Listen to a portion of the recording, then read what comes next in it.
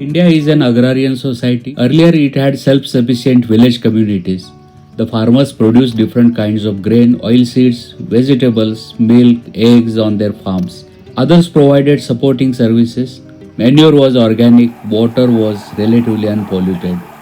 But as industrialization and urbanization progressed, villages didn't remain self-sufficient. Population growth required more yield and income.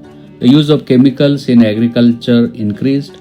In the beginning, it was a necessity, but due to its excessive use, soil fertility decreased. Water and soil pollution increased many folds. Research shows how these chemical substances have started to have very harmful effects on human health. So, chemical-free agricultural products are becoming important again. Although the concept of terrace gardening is quite popular in the cities these days, most often it has remained limited to ornamental plants. However, there are few people who want to go beyond this, and one such noteworthy experiment can be seen in the Rajendra Nagar suburb of Kolhapur city. The family of Dr. Tripti Karekatti, Dr. Dilip Mali and their young son Sarth have created an urban vegetable farm on their 1200 square feet terrace. By planting vegetables, fruits, wild vegetables, spices, herbs and flowers, other plants on their terrace, they have been able to set an example of urban farming, healthy eating and conserving the environment. Hello, I am Dilip Mari. You will be surprised to know that for last 6 years we have not purchased any vegetable from the market, and most importantly we have not used any pesticide, any chemical fertilizer to grow these vegetables. We started this some 7-8 years back as we were becoming more and more aware of the ill effects of chemical fertilizers and pesticides on health due to these vegetables. So we thought, why not produce our own vegetables and fruits? We started by producing fruits and vegetables in our garden first. Then we shifted to our terrace as there was increasing shade in the garden. For planting vegetables on the terrace, we needed two things. First of all, the weight should not be too much, and secondly, the potting mix should also be light. Through trial and error, we learned a lot and settled on a few things such as reuse and upcycle the plastic material that we already have.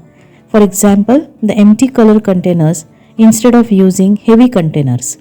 This also saves some plastic from reaching the landfills. Second, use grow bags made from lightweight material. These bags can be made in the size and shape that we need. Third, instead of using regular soil, use a lot of kitchen compost, dry leaves to plant the plants. This practice reduces the weight on the terrace and also tackles the problem of waste generated from the kitchen and the garden. Fourth, use grey water and drip to save water. Fifth, no chemical and fertilizers at all, as well as no chemical pesticides. Helping nature heal itself and not interfering with the natural organisms present in the soil and the atmosphere creates a good ecology which is essential for both the plants and the humans. And at last, plant as much variety of plants as possible so that we get several kinds of vegetables, fruits, herbs, non-commercial vegetables, tubers, etc. This gives the needed diversity in nutrition to us, as well as this protects plants from the attacks of pests. For maximum utilization of small available space, we use mixed planting. If the soil is rich, this becomes easy. Our kitchen compost helps here. To compost the kitchen waste, we cut all the leftovers from the kitchen and garden into smaller pieces and put into a big drum. Eggshells, dry leaves, a handful of compost from the earlier batch, if possible some decomposer helps to convert the waste into black gold.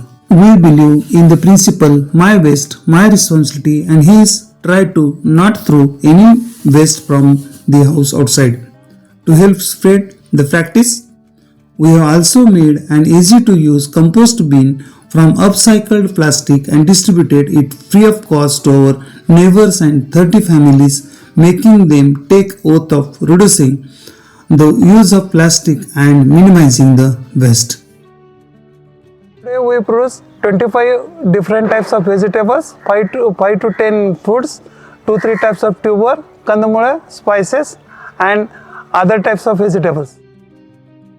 In addition, there are medicinal plants, spices, ornamental plants, roses, water lily, lotuses and much more. Fruit vegetables such as tomatoes, eggplant, cabbage, cauliflower, beans, cucumber, rich gourd, bitter gourd, bottle gourd, ash gourd, lady's finger, sponge gourd, zucchini, chili, drumstick beans. Roots such as onion, garlic, ginger, potatoes, carrots, radish, beet and turmeric. Leafy vegetables such as green onions, beet greens, spinach, kale, coriander, mint, moringa, patri, mayalu, gold. Fruits such as apple boar, 4 varieties of mango, custard apple, Barbados cherries, star fruit, papaya, lemons, sweet lemon, mulberry, bell apple, jam, banana, bullock's heart. We are also experimenting apple, avocado,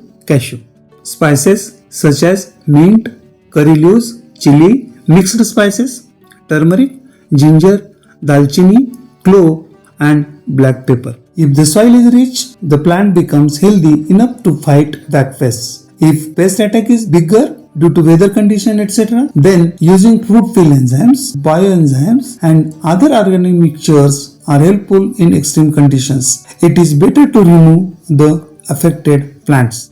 Earlier there was a great variety of ornamental and flowering plants in this garden, but today this family focuses more on vegetables. They want to use the available space to produce something more useful and nutritious. Even if there are yet many varieties of hibiscus, rose, fragrant flowers, vines, bonsai, succulents and cactus, lotus and water lilies, they are used to attract pollinators. The variety of colors, fragrance, creates good vibes around the house and brings in several kinds of birds and butterflies. Sparrows, crows, cuckoo, bulbul, magpie, robin, sunbird, beaver bird, munia, greater pheasant, white-throated kingfisher, and many other birds frequent their garden.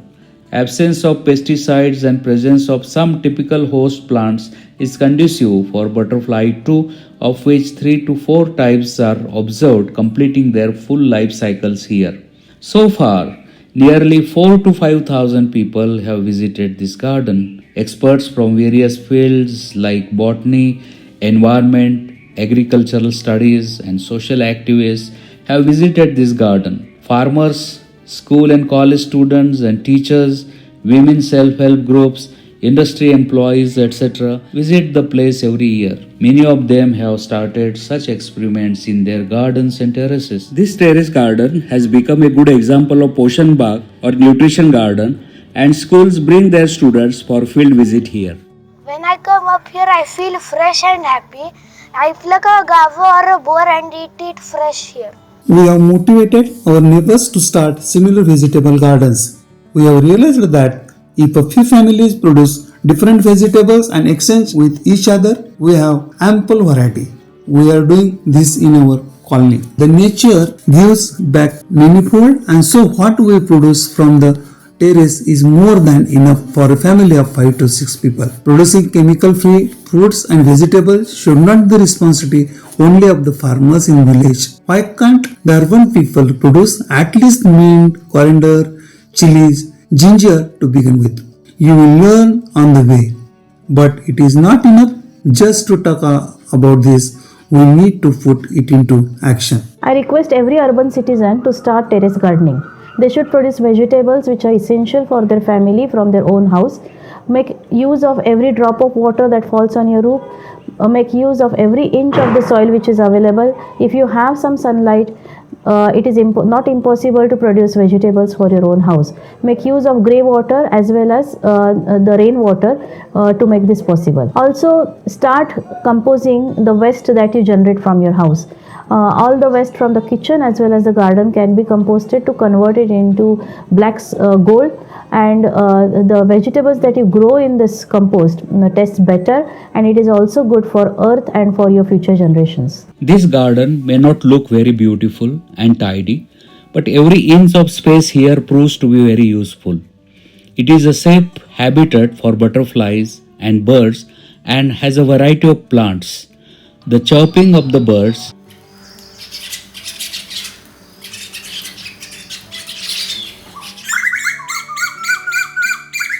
the colors of the flowers, the fragrance and the fluttering butterflies gives joys and sets an example of how an eco-friendly house should be. Along with this experiment, the couple also provides educational facilities to children from the poor and deprived section from the area around them. More than 50 of them are getting educational guidance, a study room and a free library here. This commitment towards soil, environment and society shown by Dr. Trupti and Dr. Dilip is truly admirable and exemplary.